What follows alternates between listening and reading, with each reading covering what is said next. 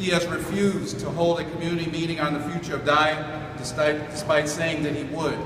It wasn't until Kenwood Oakland and the coalition put intense and consistent pressure on Alderman Burns that the meeting was scheduled.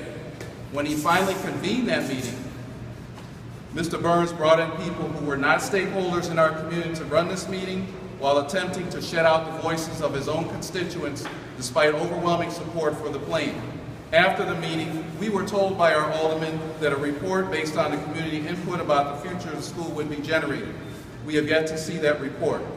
Apparently the meeting was a sham because we now understand that they're planning to close the school a year early.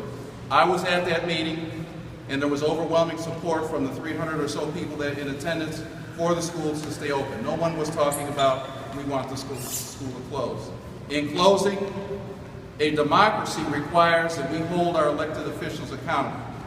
There is also an expectation and demand that our elected leaders not only listen to the people who put them in office, but all of the voters, and to be diligent in trying to work with them to serve their needs.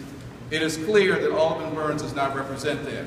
Furthermore, it is obvious that he has aligned himself with the disastrous school reform policies that have destroyed lives and communities on the south and west side. This has created a tale of two cities, those that have access to high-quality neighborhood schools versus those that do not.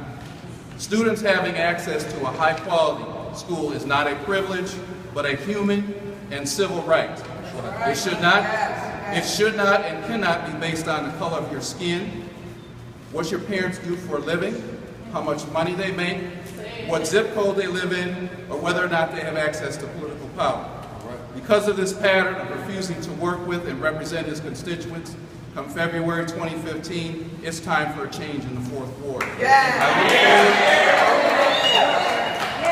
I look forward to working this fall and winter to elect a candidate that is willing to listen to the people and lead his or her community. Thank you.